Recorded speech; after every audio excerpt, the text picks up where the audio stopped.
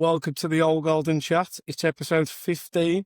I'm back for another week and I'm joined by Liam Cooper again. How are you doing, Liam? You okay? I'm good, thanks to you.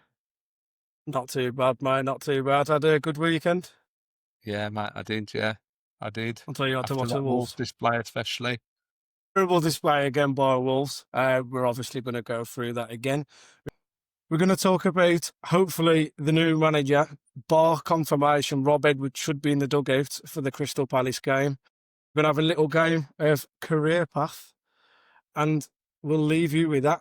Travel to Stamford Bridge Saturday, 8 o'clock kickoff. Another defeat on the road for Wolves. Still only 2 points on the board this season. Not looking good, is it, right?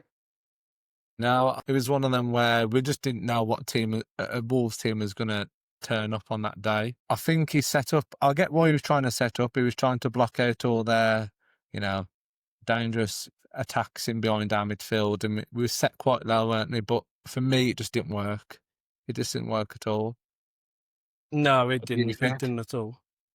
Um, I, I was at work for the most part of the game, so it was hard to try and watch as much Yeah. of it as I could. But from what I could see, I think we set up right to start the game. I say we set up right.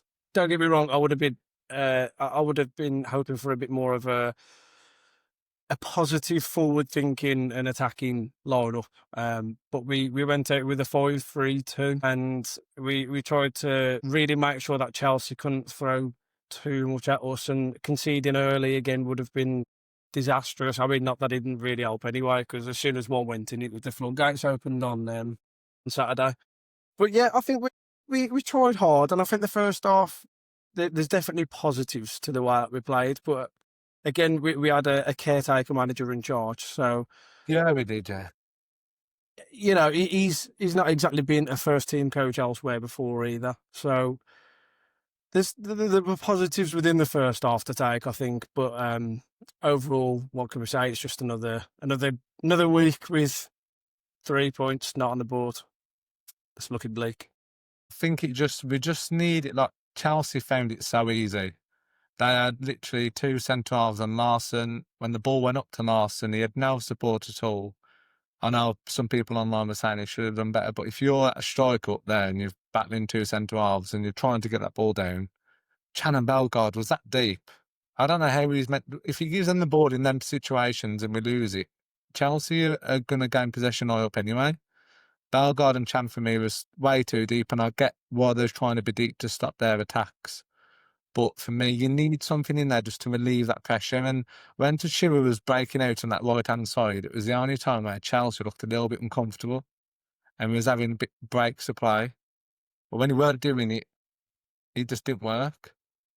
Yeah, I agree. I thought the lineup. I mean, don't get me wrong. I'm glad that Chacha was started over Hoover, but for me, he doesn't offer enough. He doesn't offer Yeah, enough going forward. I mean, we used to. Nelson Semedo used to give me kittens every time he was on the ball and he was bringing it forward, but at least he attempted to try yeah. and drive with the ball and go forward. And we played in that sort of diamond narrow box out of possession where Bellegarde and Chan would kind of squeeze over and try and cut out the lines of play for Chelsea. But it just, like I said, for the first half, it worked. We stifled them. We didn't give them many clear-cut chances. It wasn't really until Garnacho kind of started to take control of that left-hand side. And yeah, I don't think Chacha had really defended very well for most parts of the game today.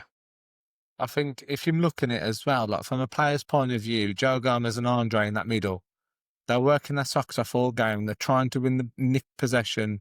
And don't get me wrong, I don't think they're the best on the ball. But when they're winning it in them areas and they've got Chan and Bellegarde literally 5 yards from them, I don't know where they're expecting that ball to go. And they was giving it to Bellegarde's feet and he was losing it near enough 9 times out of 10. Casado probably had the easiest game he's ever going to play that first half. He was just mopping everything up. He was marking ball for them by himself. Yeah, he was. It just, the whole performance in general, just there wasn't enough for me. Like I said, there were positives in the first half, and I think that we have to take credit in the fact that we didn't let Chelsea go and score in the first half. And if you look back to the fixture 2 weeks ago, they was 3-0 up by half time. So Yeah. obviously they did do some sort of research into how Chelsea were probably going to approach the game. But I also think we're very lucky that their strikers are quite poor for a Chelsea side. Yeah. I'm not really a massive fan. I mean, don't get me wrong, we can't score for Toffee, but João Pedro and Liam Delap just don't seem like they can fire for Chelsea at the minute. And Sam Johnson made a few good saves really early on. We kind of weathered that storm, didn't we? Yeah, And we I did, and thought, I you think know we what? needed to. As the game went on, we sort of tried to, what's it called? We was sort of like, getting them a bit rattled at times. But Mm-hmm. if you're playing our down, you're playing so deep. For me, when Tyler was up there, like when he played Everton, he was able to run in behind. I think that would have suited us with him being able to run out behind, because then you kind of stretch Chelsea a little bit. Larson hasn't got that in his locker, so when he was having the ball with two players on him, I think we struggled to get that ball out of. Yes, I agree. Just it was a guy that left a lot to be desired. Let's be honest. And thank God we've got a new manager coming in, right? And we just need to. We've had this thing the whole season where we just haven't had a style of play. We've gone direct far too long. Every time was lumping the ball up to Strand Larson, regardless of whether his hold-up play was good.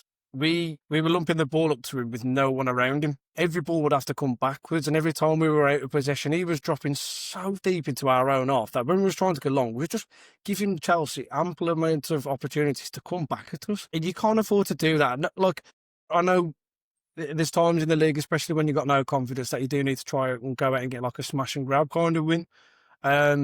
But that isn't the right way in that you do it. The way that we played the weekends, we were, like I say, we were far too deep. We were inviting far too much pressure. And in the end, as soon as one goal went in, it was always going to be the way. What did you think about the goals, Liam? Well, what you just mentioned, the one thing that really annoyed me was, I don't know if it was 1-0 or 2-0 up, 2-0 behind. And then you just have Totti Gomez on the literally left-hand side on the halfway line, trying to play a 1-2 with Joe Gomez, and they both lose the ball. And I'm thinking, what is Totti Gomez doing there? Like, we've defended so deep. The first thing when you concede, really, you're just thinking, right, we need Bellegarde and Chan now to play without the reins on. Try and get them in them little gaps a bit and try and push them back or get them on the counter. What on earth Totti Gomez was doing there? Honestly, I think he had an absolute shocker that second half. And that goal where Yeah. I think it was Gusto that scored, I messaged you and said Gusto and Kuku are having too much time in our attacking areas. They just had freedom. And when that ball came through, Totti Yeah. Gomez, Kretschis, Antipino, someone's got to take charge, especially captain. He should know where every one of his defenders are, who they're marking, when they had the ball away, who's going to be there to get the second ball. And I swear, Totally. Totti, at one point when they crossed it in, he was facing his own goal. Yeah. I think a lot needs to be just discussed about Totti. The way that Totti Gomez has played this season has been nothing short of atrocious. Every time the ball comes to his feet, it's a loose ball. Every time the ball is out wide, he just lumps it direct to no one. It's past or over the head of Strand Larson. And we haven't got runners in behind from out wide to even comprehend of what Totti's trying to do. But that's just like one little small piece to the puzzle with Totti, because I'll give a really good example. I was going through social media earlier, and Ryan Tafazoli, I think that's his name, come up, the one who used to play for Wickham. He's been abroad and he's joined Swindon. And he makes some really interesting content, actually, where he like mics himself up, doing a kind of the Ben Foster routes and, showing people what it's like on a football pitch. And when I was watching him, granted, completely different levels. One's Premier League, one's League One or Two, whatever Swindon are in. But he's so commanding, and he's not even the captain of Swindon. He's so exuberant. He's making sure he's telling players what positions to get in. He's explaining to players further up the pitch what he's going to be doing next and where they need to be. We're a Premier League football team, and we don't have a single player on that pitch who is commanding enough to be able to tell the players where they should be, what they should be doing, where they should expect the balls to be coming in. And I think that is one of the reasons why we can't win a football game at the minute, let alone confidence. We have no players who actually understand what's going to happen next when we've got the ball. Yeah, I saw that video, actually, what you're on about. Yeah, it was refreshing to see that happen, because I don't feel Yeah, like I do that when I see Wolves play. We never look like we know where we are or where our teammates are. I'm running out of answers. They're just so frustrating. Some of them players just ain't good enough. And regardless of, they'll have a decent game here and there. Bellegarde, Chan, Venezia, they just ain't good enough to play in the Premier League. Simple as. And you can go through that back five to Chua.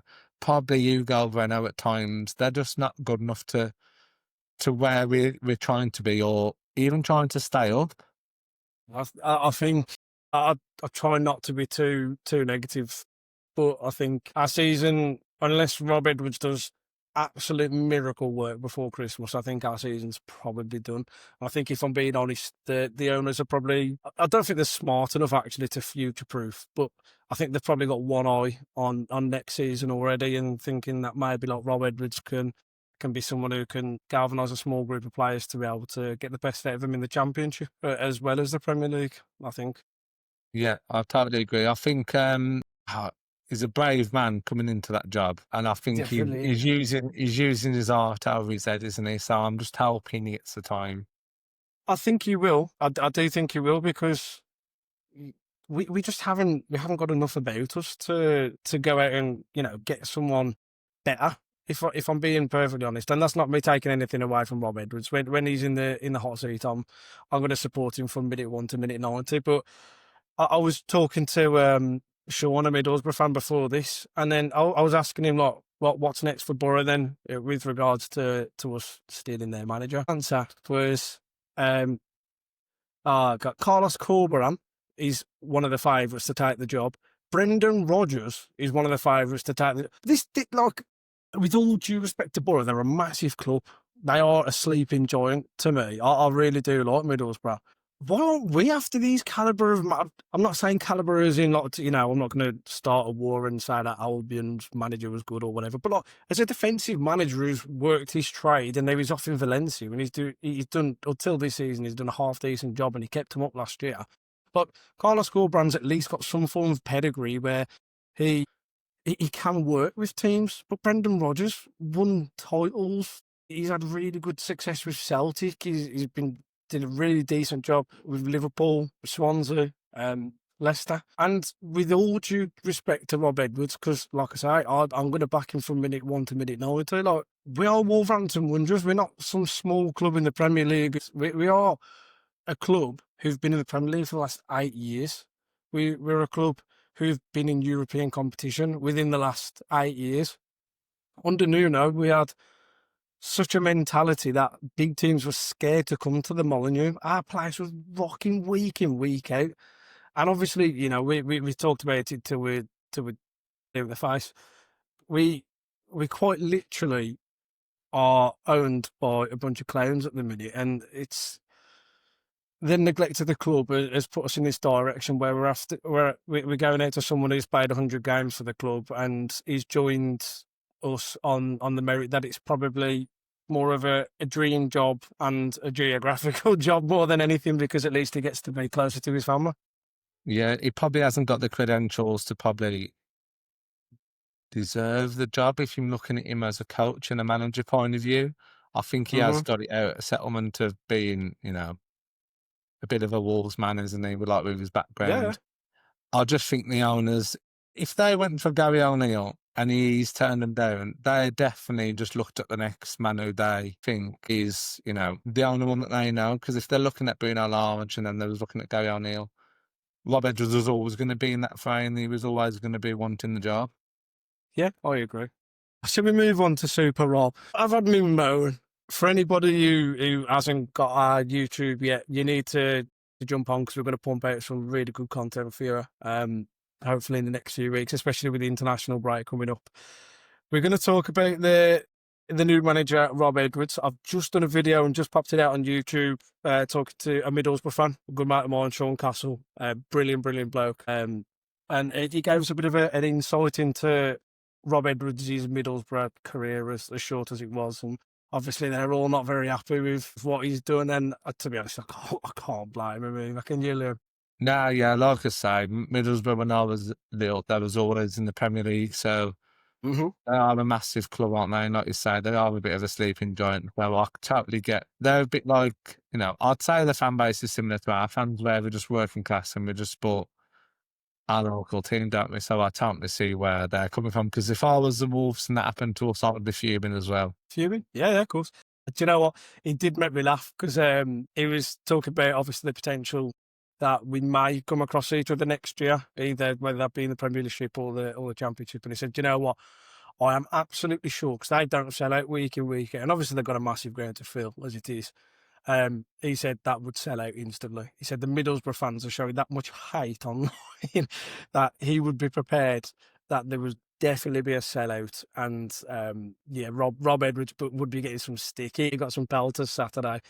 One thing I found it interesting for him, to be fair, was the fact that apparently pubs and bars and where his local food place where he goes to eat have all banned him and put signs outside the pubs and restaurants. He's not going to be welcome to the northeast any time. I think if you're a betting man, you're looking at that FA Cup third round. It's definitely Wolves versus Middlesbrough, let's face it. I tell you what, I'd love it. I'd love it. The worst bit is I really like Middlesbrough as a club, and it's just I love it because it's so funny to see the backlash online, and I 100% agree with all of the Middlesbrough fans. We alike would be fuming if it ever happened to us. And well, I'd say it would happen to us. We haven't had a competent manager since Nuno who can actually get tooted to many of the vacancies, can he? So yeah, we shall see. Liam, how do you think that Rob Edwards will line up? What do you think a Wolves squad will look like under Rob Edwards? Now, if you're looking at it when he was in the Premier League with Luton, he would at times play a back five, wouldn't he? And was it Doherty was on the left hand side, and Doughty, wasn't sometimes and Tahi Chong to play sometimes on the right, and then you'd have more or less two strikers up front, weren't it? With the two that he had. So I think it? that's the Yes. formation that he'd be looking at having maybe, and looking at our defensive capabilities. I haven't got a clue if I was a manager if I'd be playing a back five or a four or who I'd be putting in there. So I think he'd probably try and show us up at most because he's quite a defensive, switched on manager, which would make sense being a defender himself. So I think he'd probably start with a back five. And I think Joe Gomez and Andre are shooing two centre midfielders. Mm-hmm. Yeah, so I've got a couple of stats up prior to obviously talking to Sean and then doing this podcast. Middlesbrough have got an XG so far this season of about 1.4 under Rob Edwards, and they've got an expected against XG of about 1.14, I believe. So that tells you everything that you need to know. They're expected to score at least a goal and a half ish every game, and they're very good defensively. I think from if you compare it to a table for the actual championship itself, Middlesbrough sits second. I think we've got the second defensive record, best defensive record in the championship.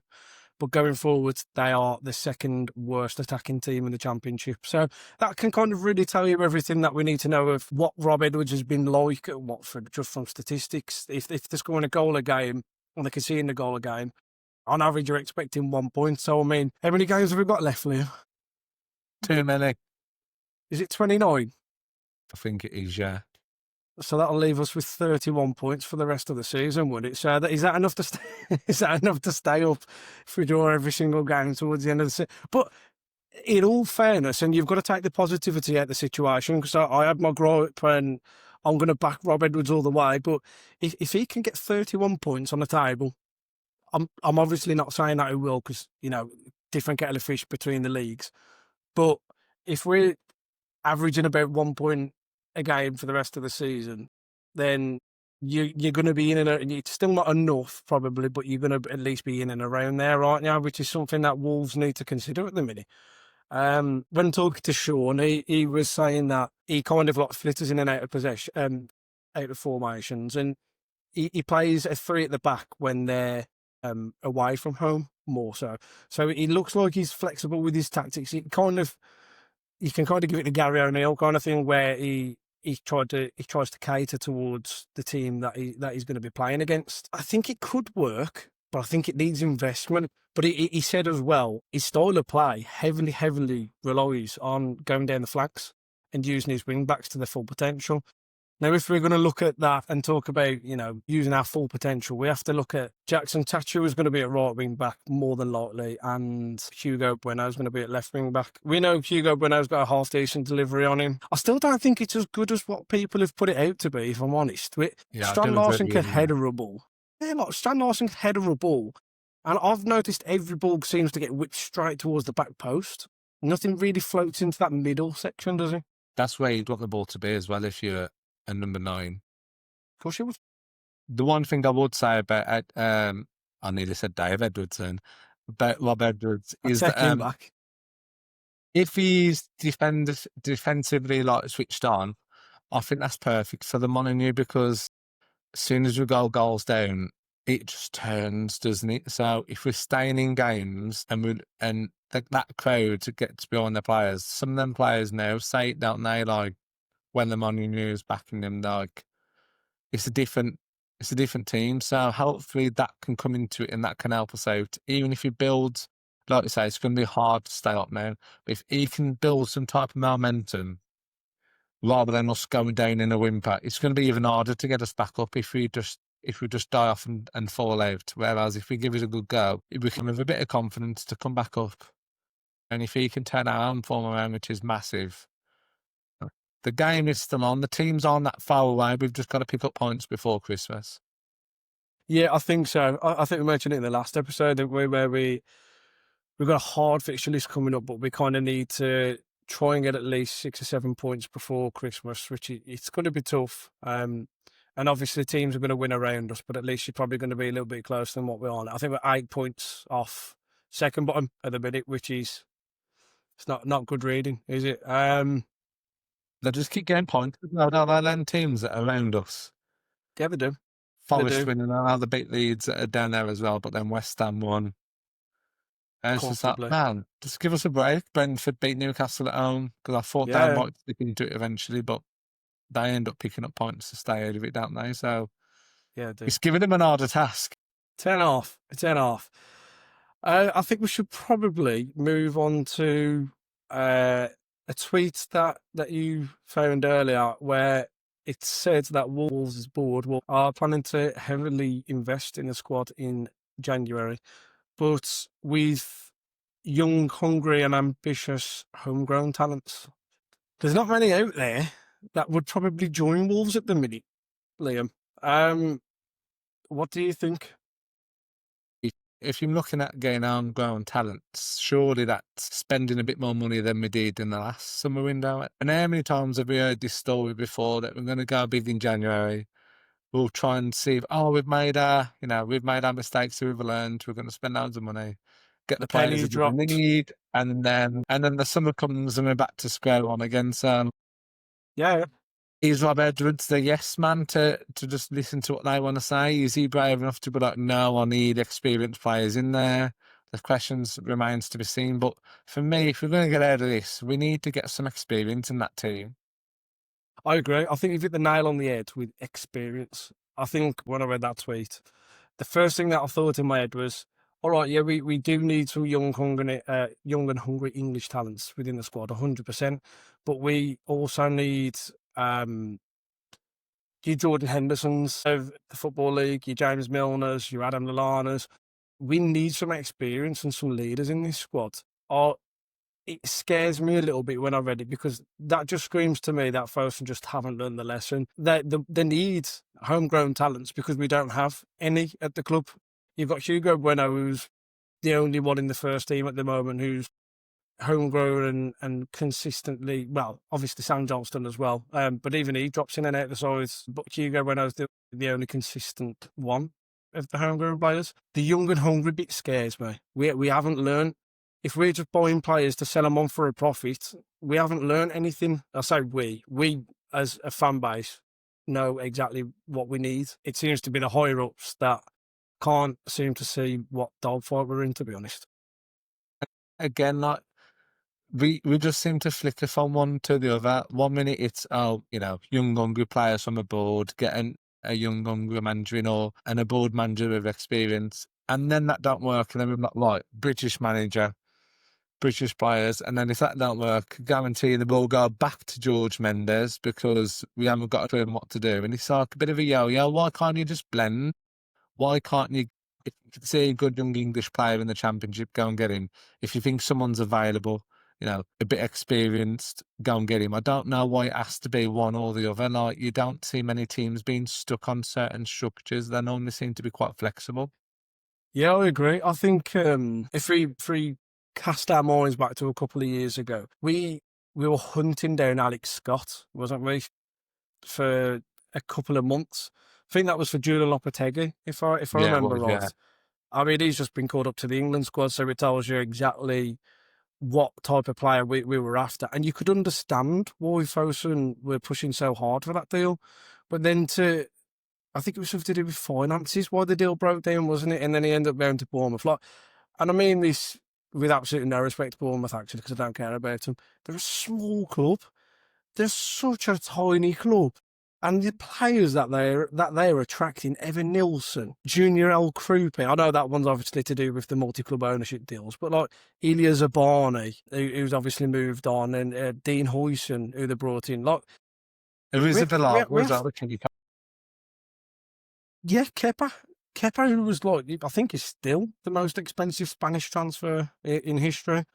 This is Bournemouth, who've got an attendance of 18,000 fans every game. And you have to look at the comparison to where they are and absolutely fair play to them. They've gone out, they've gone and got a young, hungry manager who was desperate to manage in England. He's brought such an emphasis on pressing and quick speed, counter attacks, possession base. He's got it all, hasn't he, Areola? And you have to look at where Wolves are as a club. And like I say, cast your mind back to Alex Scott's deal and what we're actually talking about. We've missed out on so many of these young, hungry English players. I mean, people aren't going to like it, but look at what Morgan Gibbs-White's turned out into because he's actually got a bit of game time. He's had a bit of loving from a manager.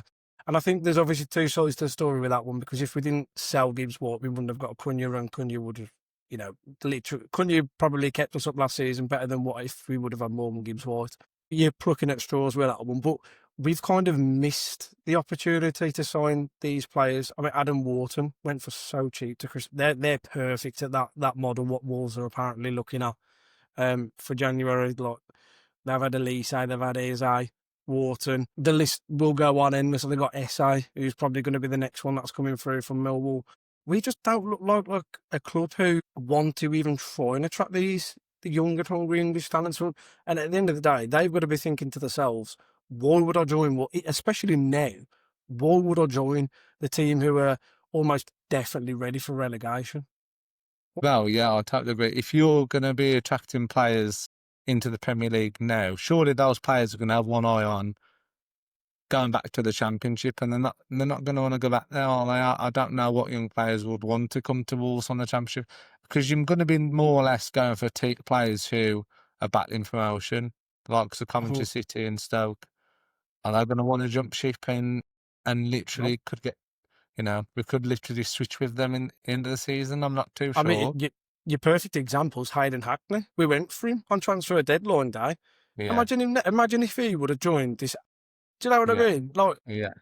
why would he? Why would he? Because this is what Wolves have got to get into their head now. And like, Rob Edwards coming doesn't mean that young, hungry English players are going to want to come to Wolves. It doesn't. He's not a manager with a massive pedigree. He's not someone who's going to excite a young player to come to Wolves. And that's, again, no disrespect to Rob Edwards, but he hasn't built up that calibre of a reputation to be able to do that. And again, maybe it's because we're going off that away from George Mendes again. So does that mean that we can't get the players in? Because I don't think the club actually know what they're doing or how to do it at the moment. I don't think they do either. Um, that's He was trying to think of the positives. First home game, Palace at home. They might get a bit distracted from European football. Mhm. bit of a buzz having Rob Edwards back. If he's bringing some of them former players back in, I think that'd be quite good if it worked. If we get on the Mhm. front foot, if we're 3-0 down at half time, it won't be this story. But if we go on the front foot, hopefully have a bit more passion in the team. None of this half daisy tackles. Get stuck in, get the ball out wide, balls into the box, shots on target. That's what's going to get the home crowd up. If you can win that game, it could turn your end. We love playing under the lights.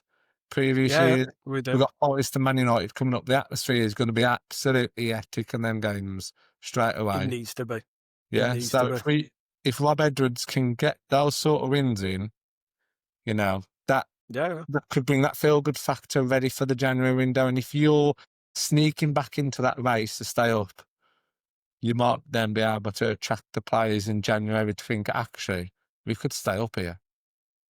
Yeah. I mean, I will excite you, Liam, because I know you're probably one of the most positive Wolves fans I've ever met. One thing that Sean did mention, and you will love it, is his side for Middlesbrough. When, I mean, it's obviously different in terms of that they are bottom of the league. He said that every single time they went 1-0 down, they were battling and they fought for absolutely everything. He galvanised a squad to make sure that every single game, his players were at it from minute 1 to 90. Regardless of the result, everything was about making the fans proud of the performance, which is something that was good to hear because obviously, you know, we know that defensively they were one of the better teams in the championships that weren't going to concede many goals. And they obviously didn't have an amazing attacking output, which is something that Rob's obviously got to do for Wolves because that's one thing that we're really lacklustre in. But if he can galvanise his team, give them the confidence, and just give them a style of football that they can be proud of and they want to play and they go for it every game and what we're proud of, then that's what we've kind of got to take for the rest of this season. We want to be proud of this team. We know we're 99% chance probably going down now, but we want to walk away from that stadium if we've lost, feeling proud of the team. And I think for that Chelsea game a couple of weeks ago, when at half time, obviously Vitor was under massive pressure then. They went off and they got clapped around the stadium because they might have been 3-0 down at half time, but they pulled it back to 4-3 and they give the fans something to cheer about. And that's what we ask as Wolves fans, especially in this season.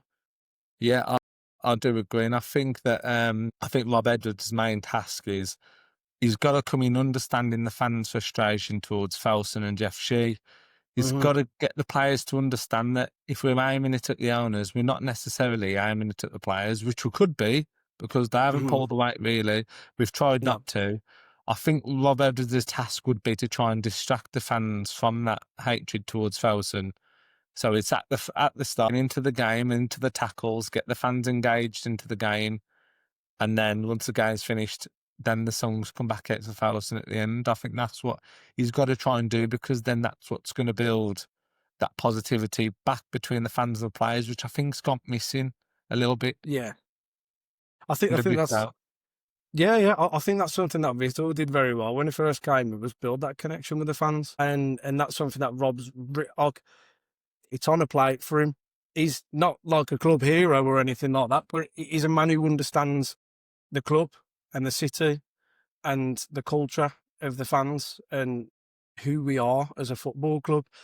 And as long as he embodies that, and as long as the players give us something to be proud of, we will go and back them every single game. Not the board, but the players and the manager. Yeah, totally agree with that one. Yeah. One thing we can move on to, we didn't discuss this, Liam, so I do apologise. But there was a statement put out by all of the fan groups from this Wolves sphere. Is I'm all right. The Wolves groups, including the Old Goal Pack, the Trust, Talking Wolves, Fancast, Wolves Always TV, and plenty of other groups, sent out an open letter to Fosun via social media the other day.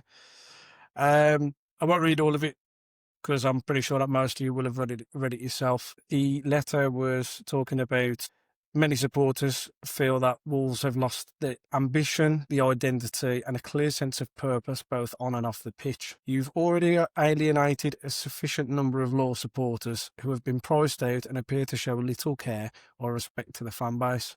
Without swift and meaningful change, you risk further dividing the supporters at a time when unity and belief are essential. And it's something that the old golden chat also completely echo the sentiment of the open letter, and believe that there should be some open dialogue from the owners, because we're at a point of no going back at the minute, aren't we? And we really, really need Fosun to either explain what's been happening the last few months, which I'm sure they won't, or explain what's happening within the future at the football club, because there is no future at the minute, is there? Yeah, there's a lot of uncertainty with Wolverhampton Wanderers at the moment. I think that they just need to come out and be brave and just tell us the truth. If they're looking at selling and they're still trying to back the team a little bit, fair enough. But there's nothing to be not knowing if this is the actual policy that they're going to follow for the next few seasons. We don't know if they're going to accept that they have made mistakes, which we know they have. It just baffles me that they're like Jeff Shee's probably earning so many millions for what? Because what on earth is his job role? I couldn't tell you, if I'm honest. I mean, his role is to sit at the top of and sort everything out Wolves related. Whether he's just sitting there playing Candy Crush for the last year, God knows, because he ain't done a fat lot, has he? I mean, the problem with Wolves at the minute is the fact that at the top they've got no one around with actual football experience. We've got like marketing experts, and that's about it, really. Because everything that ever goes out on the Wolves social media post is either full-time and Wolves have lost again, or some sort of brand stat with a new Christmas jumper, or some pork scratchings with a wolf head on the front of it. Like, we've got nothing. We're not doing anything as a club, and it's a shame to see that our club's being dragged through the rubbles at the minute. Yeah, I think this season, I think by the end of this season, we'll know where we're at with Faust and what their plans are, because if we get down to the Championship, we need for all hands on deck. We need them to be on it straight away, and if not, we will just be a bottom 10 Championship team if they're not at the races. Be a double-dip relegation. We don't know. It's easier done now, isn't it? Yeah. So, yeah, obviously, both me, Liam, Nick, and everybody from within the old golden chats, we all absolutely echo the sentiment of that fan letter. And, Fosun aren't ever going to watch our stuff, don't get me wrong. But even if they did, they need to come out and they need to talk to fans and they need to be honest. And we hope to get some open communication soon and at least know where the Wolves are heading in the future. Should we play a game, Liam? Should we have some fun? Should we do something nice rather than having a podcast just about whinging as usual? I'm going to play the career path game, by the way, everyone. This is going to be long. Played for a lot of teams, bit of a journeyman. Okay, right. So in 1995, he made, between then and 98, he made 31 appearances for St Mirren, and he scored 1 goal. Marcus Fermad, he went to 2 years. Then he went to Stoke 2000 to 2004. He had a few loan spells. Ended up at Colchester in 2008. Then he went to Charlton. We signed him from Charlton. 2008. Gary Breen? No, not Gary Breen. When he was at Charlton, he scored 10 goals in 46 games. Bristol City loan. Then he went to Burnley and Watford. Then he had a few loan spells. Then he went to Scunthorpe, and then he finished at Chester, but he only played 10 games there in 2014, so he retired in 2014. He had a few international caps. Hi. If I tell you the country yet, because I think you might guess it, but Scotland. Yeah, he played for Scotland. So Scottish, re-signing from Charlton. Yeah. God, I'm going to get called out for my ball knowledge. It's easier said than done when you're trying to do it under pressure. Is he a midfielder? No, as a striker. Scottish striker for Wolves?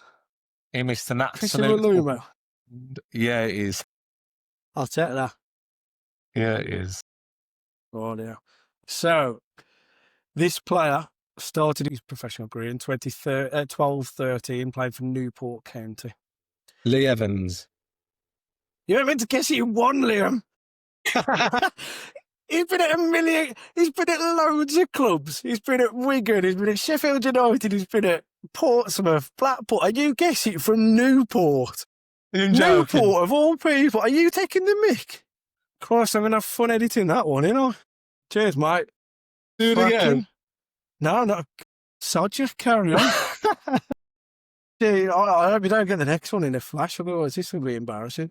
Do you know what? That was the one I thought you was going to get stuck on. So no one will creak without a paddle for the next I one. love that League One team, man. I love that team. I think I know a lot about that team, man. What a team that was. That was an unbelievable team. It was an unbelievable year. I really liked Lee Evans. I thought he had a lot about him, you know. Yeah, he had that bit of nasty side to him, but he was quite technically gifted on the ball, weren't he? I did like Lee Evans. Go on then, Mike. If you second one, it'll take me 10 minutes to work it out, and then you'll guess yours within the second again. Oh, I love this one. The very beginning, he started at Aston Villa. Then he had a few loan spells, Crystal Palace, County. He played for Wolves. He signed in 2004. And then he scored 1 goal. And then we sold him to Blackpool. Then he went to Barnsley. And then he was on loan at Fleetwood, and it looked like he finished in 2013. But he played for Wolves between 2004 and 2008. So he played for us for 4 years and scored 1 goal. Yeah. He started at Villa. Yeah. And he moved to Palace. And then he was on loan at Palace, on loan at Derby, signed for the mighty Wolves in 2004. He's obviously a defender. He's English. He's not English. Not English. UK based? Yeah. Lee Naylor? I don't know. He's had a few managerial stints. Okay. Where's the managerial stints at then? Go on. He started at Telford United. We're on about Rob Edwards. Yeah. It's not like we've been talking about it for the last half hour. Christ almighty, do you know what? In my head, all I was thinking was, he ain't going to pick someone like Rob Edwards. Because he ain't stupid enough to go for someone like Rob Edwards. That's why I picked him. I thought this is going to confuse him. This episode ain't going out. I'll have people questioning my football knowledge. As soon as I said he's played for Villa and then went to Wolves, I was thinking, oh, no, he's going to guess this straight away. Well, the thing is as well, with me, what I like to do is I'll sit there and just let you read them all first. Then I forgot what you've said by the time like the first one's come out. Oh, you're going to rinse me there. I'm due a rinse here. So you're not due a rinsing, mate. You'll probably guess it by the first club. Right, so this player started his career in 92-93 for Crystal Palace. He left and went to Bournemouth on loan. He then had a loan spell at Gillingham. Is he Adi Akinboy? It's not now. He then went from Gillingham to Swindon Town. George Dar. George Dar. Told you what? I won't know this one. Look at you. Christ almighty. Do you know why I knew it was George Dar? Because he was my second choice if I don't pick Rob Edwards. Unbelievable. Podcast cancelled, everyone. We're not doing another one ever again because I'm salty. All right. It's 11 o'clock at night. I think we should call it a day, shouldn't we? That. Thank you very much for jumping on again. And hopefully you're going to be a bit more of a permanent fixture as well. Yes, for definitely. Us. Which is great news. I love the sound of my own voice, especially when I'm talking about the mighty Wolves. Oh, we're not so mighty anymore. We love having you on, mate. Hopefully, again, next week we might be able to get Nick on. There might not be a podcast next week unless certain developments happen or whatever. Thankfully, now we've kind of expanded to going into YouTube as well. We don't need to just do podcasts every week. We can jump on and do little videos here and there for you all. And we've got some really good content coming up, hopefully, and talking all about, obviously, the impending manager to Wolves in Rob Edwards, and maybe some news about his backroom stuff coming out, hopefully, shortly. Obviously, once he's been appointed, and then we can have a little deep dive into some more stats, if you want, about his Middlesbrough career, maybe Luton, when they win the Premier League, and maybe we'll do a little line-up design of how we think that we might set up from a couple of games in the season, if you want, mate. Yeah. Yeah? Rob Edwards, Right, Barney Army. thank you, Rob Edwards is Barmy Army. Super Rob's back. I'm going to apologise to all Middlesbrough fans now. I'm not going to try and rile you up because I do feel bad for them in every sense of the matter. Thank you to you all for listening. Make sure you go and check out the YouTube. It is the old golden chat. Make sure you go and check out our social medias. We've now upgraded. We've got an Instagram page. We've got a TikTok page. Follow absolutely everything that you can. Please like, subscribe and share on absolutely everything. We appreciate your support greatly and we hope to get you some more good content coming out soon. Thank you very much. Peace out.